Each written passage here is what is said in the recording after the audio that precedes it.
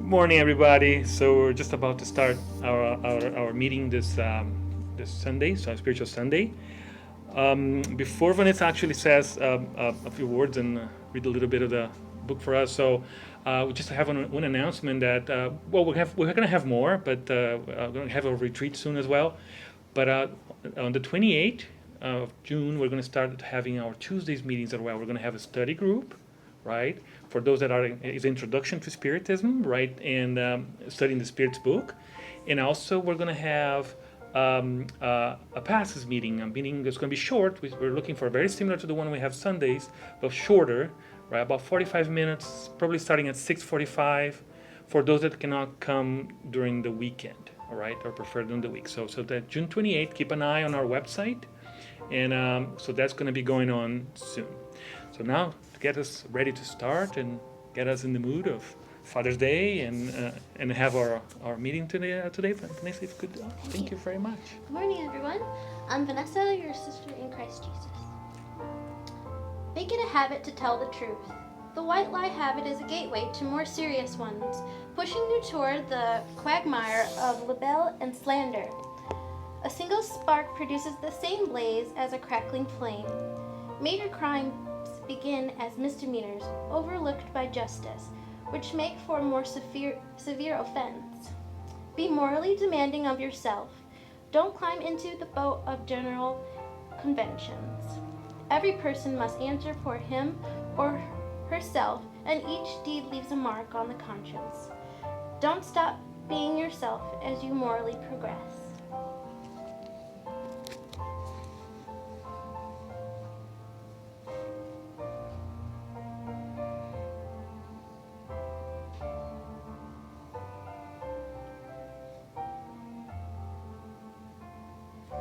Let me say the prayer. So, thank you very much, Vanessa, and let me say a few words to get us started.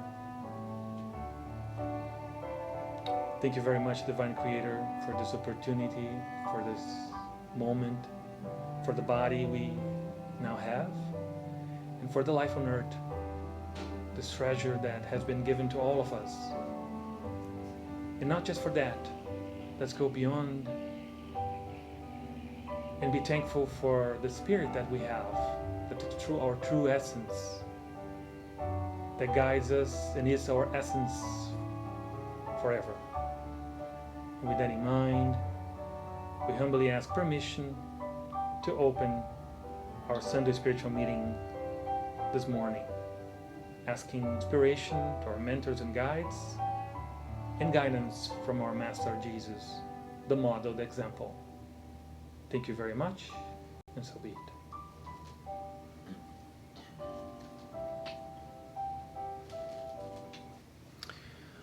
Okay, good morning, everybody, as well. And we're gonna, as always, we talk about, we have a topic on inspiration, right? And quite often is from the Gospel according to Spiritism.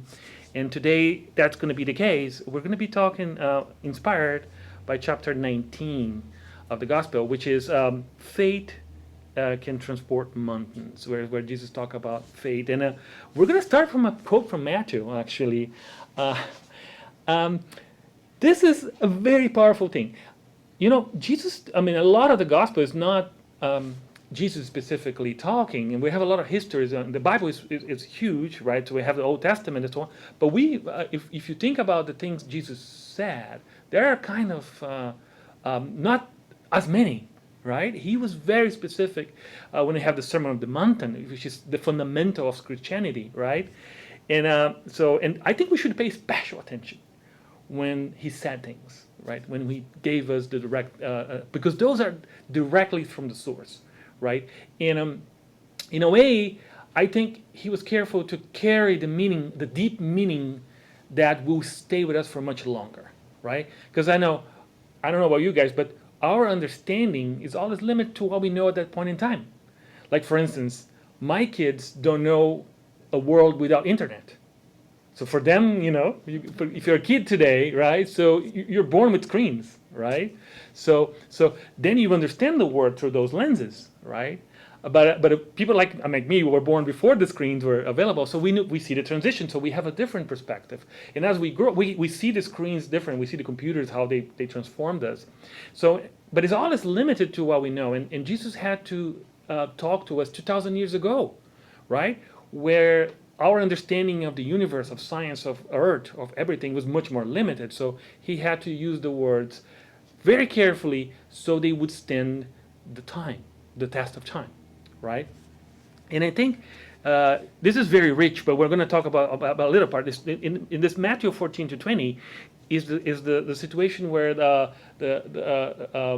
this father brings a son to Jesus to be healed because he's going through some sort of crisis. He's going through some sort of what they call possession, right? Where he's having seizures and he's falling into the fire, getting hurt, and he brought him to the disciples, Jesus' disciples, and they couldn't do anything. And then Jesus visualized the situation and then even said some tough words about those that are involved in that process that we're not going to study much today. But he said, bring the kid to me, and I'll heal it. And he did. Actually, when the kid came, Jesus was able to kind of liberate him spiritually, and he got healed from that moment on. We don't know what happened over time, but in that moment, Jesus' presence healed the boy. But we're going to study more a little bit. We're not going to study the healing so much today, although there's a whole discussion on just that part. But today we're going to move to the second part. The apostles came to Jesus after that and said, Jesus, why couldn't we do it? So why we tried to heal him and we couldn't? And you did it so easily. And here comes the Jesus. And this is the passage I'm going to read to you. This very sentence. Because you have so little faith. Truly I tell you, if you had a faith the size of a grain of mustard, a mustard seed, you can say to this mountain, move from here to there, and it will move. Nothing will be impossible to you. This is extremely powerful. I don't know if you guys have seen a seed of mustard, a grain of mustard. I don't know if you have seen it. Have you seen it? It's tiny. It's very little. It's hard to see, right? It's it's the smallest seed I know. I don't know if there's others. I think he purposely picked it. Of course, right? So it's a tiny. So which means if you have a tiny bit of faith, you can tell a mountain to move. Nothing would be impossible to you. How powerful is that? Holy moly. And that's a lesson we have learned yet. Of course, I cannot do anything to mountains. Actually, I cannot do anything. Actually, myself, I cannot move anything in the material realm. And the gospel goes and studies a little bit, tries to give us. Kardec compiled the teachings and said something about the movement of faith and the barriers we have in ourselves, like the preconceived ideas, all the things that block us from growing. But we're not going to go there right now. We're going to go to the literal, in the sense that this. What Jesus said, I think, is something that we're not even close to understand, but we will one day, right? Which is the power of our minds. And I think we are in the early stages as a human race. We are in the early stages of spiritualizing, of understanding the mind. We understand pretty much the body a lot. We have come a long time to understand biology, understand our physical world. We understand now a lot of laws of physics. But we are still very much in the dark when it comes to the understanding of our mind, of what the human mind is. Actually, we don't know. The consensus right now is that we are our brains, right? If you talk to a physician, to a physicist, right now they see us humans as a manifestation of the brain. So the brain is, some people even compare the brain as computers, which has nothing to do with computers, but I know computers. We know and we understand computers pretty well, right? The mind has not, this brain it's not a computer. It's a very complex machine. So, but we still don't understand it, and it's still where conscience, where memory. They have theories, but it's very we're still open. This is still open, but we're starting to bounce into some very interesting phenomena. And I'm just going to discuss with you. I'm just going to talk about briefly one experiment in science that it's very intriguing. I know that we all there's two things we can say in physics, two types of behaviors, which is one is a kind of waves, things that behave like wave, like the light, like light, or radio or cell phones work because waves come through the antennas and everything works. And another thing is particles. Particles is like a rock. Like you throw a rock, you're throwing a particle, right? Those are two different types of behaviors in nature, right? And if you put those things, like for instance, if you throw a stone on a lake, you can see, right, the ripples. Like, have you ever seen those little ripples that go away from where the stone fell? Those are waves, right? And the stone itself is a particle, right? And in science, they have this. They behave completely different. A wave is one. A wave and a particle have a completely different behaviors. And there's one experiment where they call double slit experiment, where they actually compare how one single particle, like a proton or something, behaves, right? And it should be one or the other. Like all laws of physics, if you weight your weight, like for instance, or if you measure the force in a machine, the power of your car, those things are fixed, right? Because they depend with the machine, right? Imagine if we could, by looking our or by the power of our mind, step up on a scale and change our weight. I would do that all the time. I actually need that. I cannot do that. I step on a weight, and that's my weight. That's how much mass I have on my body, right? So, and that's what most people think, right? Because if you see the speed of a car, can you stop a car in your mind? No, right? Although we have superheroes in all sorts of movies and things that do that. It's a fantasy we all human beings have. There's a countless number of superheroes that do that, right? But guess what? That's fantasy, right? Guess what? When scientists go to the size of particles, protons, very small particles, we cannot see them. They're like just very simple particles. You need electronic microscopes to do that, all right? And they do the experiments with protons. They behave mostly like waves. But when somebody look at them, they behave like particles. If you want to know a little bit more about that, search for the double slit experiment. It's quantum mechanics. It's a very interesting, there's a lot of fantastic videos online that explain exactly what it is. But the key, what the scientists are baffled, and they don't have a good explanation, is that the particle, the protons, right, the photons, actually, you can do this with protons too, but I think they do with photons of light, right, little component of light, right? They noticed that the behavior of the photon as a particle, or as a wave, depends if somebody's looking. So if you look, it's a particle. If you don't look, it is a wave. And that's completely insane, because that indicates that we, the observer, or somebody observing an experiment, interferes with the experiment. And I might say that to you, Anisio, that's kind of silly, okay? Because who deals with protons and who deals with those particles? In daily life, we don't. Everything's big, right? Our car has billions, trillions of particles. Yeah, but remember, science understands from the fundamentals, right? And this is a fundamental shift in the understanding of the world, because it indicates that for some reason an external observer, which they don't even define what it is, can change the way particles work in the most fundamental level. By the way, what the scientists say is, if you figure out what it is, there's a Nobel Prize for you, because they don't know. For us, do we know exactly how that thing is going to play out? We don't.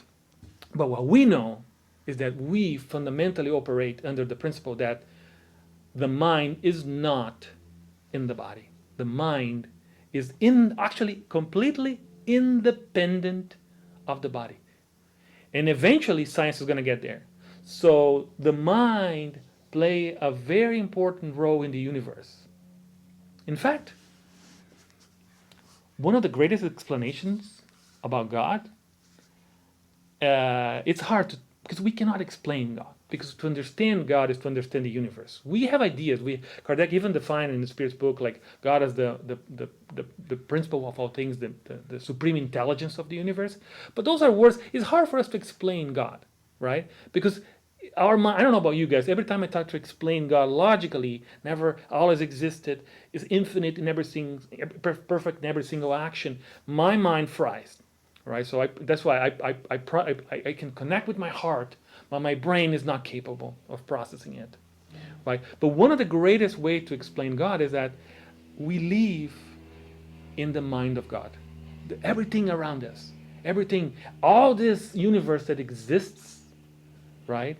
It's an expression of God, of the mind of God, right? And science is kind of getting close to that. There's some theories that, that's why if you see those Elon Musk and those, if you follow those people, they even think about we live in a simulation.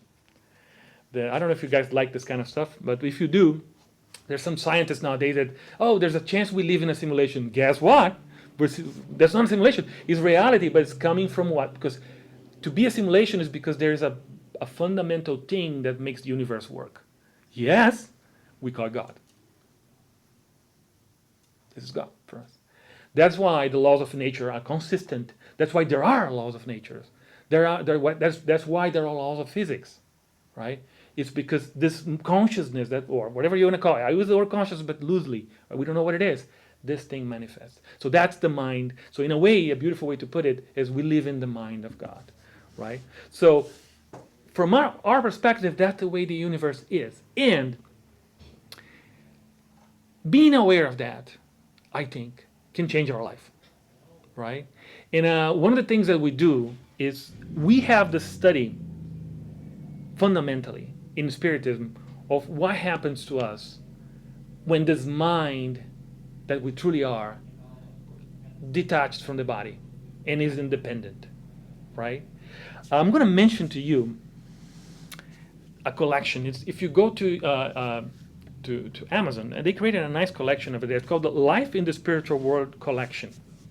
There's Chico Xavier, which is a great medium for us, or a writer if you prefer.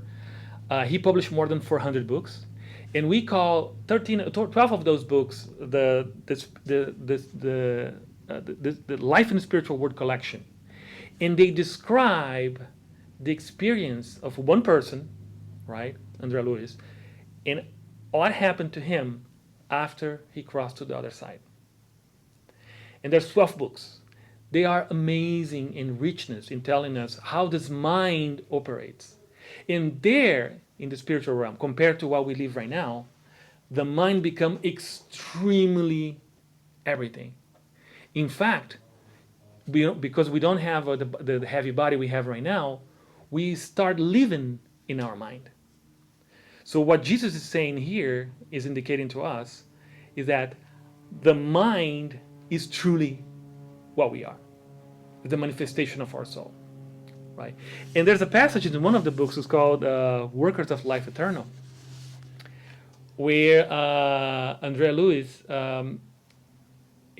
I think there's about chapter 3, if I'm not mistaken. They are about to receive a visit from a more evolved being, right? It's a human that was in a much higher scale, and he was given the task to use. There's a certain machine, by the way. Can you imagine going back in time, like 100 years, and trying to explain to someone 100 years ago? Imagine if you could teletransport. You can't, but imagine you could, just for the sake of understanding. You could go back 100 years and explain to someone back then a cell phone. Imagine you drop in the 1920s, right, and trying to talk to your grandpa or grandma or somebody over there and say, "Hey, this is the machine I use. By the way, we all have it in 2020, 2022." It's very difficult to explain because they don't have yet the technology yet. right? So some of the things that happen in the spiritual realm for us right now are difficult, but the same way we have machines today, 100 years from now, there are going to be other machines. Our kids, our grandkids, our great grandkids will have machines that we don't even dream right now. In the spiritual realm, that's what happens to us right now. They do have machines as well. They use science every way the same way we do, right? And and apparently those machines are very connected to our minds.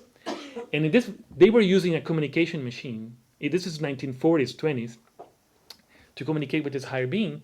And Andre Luis was tasked to decorate the environment, like say, decorate the place to have like an image, a beautiful image. And his task was to create grass in a like a painting of like a lake and clouds. It's a painting. Let's think like that. But they had to create it with his mind, and he put all his effort, all his strength at that moment to just create the grass and on the edge of the lake. And it took all 1 hour or half an hour for him to do that, and the results were kind of iffy. And the more capable mentors create the sky and the thing. It was, and he at the end it was a beautiful image. And I think myself,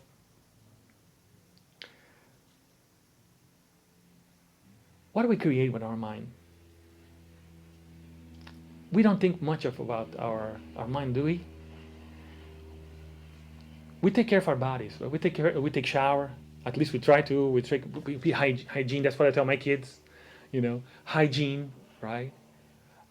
We try to be, dressed properly so we look nicely to each other. But what do we do with our minds? Do we think about what we're nurturing in our minds? Do we think about the thoughts, the ideas that are on our mind? Not much, because we're not aware of that yet. And yet, probably that's the essence, the most important thing we have right now. The greatest treasure we have right now, if this is all true, is our mind. Because it's the manifestation of our spirit. Everything that's in our mind is ours forever. Knowledge, discipline, all the virtues we can develop on ourselves, they're ours forever. Everything that's in the material realm, transitory. Everything that we have in the physical realm, transitory. Everything transitory. So, I think if we have one thing to grasp from this teaching is let's be aware of our mind, the mind. And that's why, if you think about the teachings of the gospel, even Jesus said, my kingdom is not of this world. And the literal interpretation of that is the material realm is very transitory. It's just an opportunity for an experience. But because the mind is not in this world and transcends it, and we will be living long after this body is no longer functional, that's where we really belong. So we belong to where our minds are. Oh, but does that mean that we don't is this thing that has no importance? No, not at all. It's a very important experience. But the whole experience we have here, the goal is whatever calls into the growth of our mind. That's why the gospel is so important. That's why the gospel is a recipe to develop us in the essence of who we truly are in our mind, in our actions. And then if you look into all teachings of Jesus, all of them, then they make sense. Love thy neighbor as yourself. Love thy enemy. All the essence makes sense when you expand and you see yourself as alive, as a mind that never dies. And not just me. Here's the kicker: if I am like that, so are you, and so are every single one of us. Every single one of us, because that's the good thing. All the laws of nature are the same for everybody. With that in mind, let's transition to our meditation. What we're going to do now, I guess you guys are familiar, but what we're going to do now is we're going to dim the lights a little bit, get the blue lights going, get a nice music in the background, right? And somebody's going to come in front of you, and it's going to give you what we call the passes, right? We call the passes. because of the interaction. We think it comes from the divine, it comes from nature and goes through. And by the way, I forgot about that. We don't actually record the passes in our video, so we're going to actually let go of our recording right now. So thank you very much for all those watching.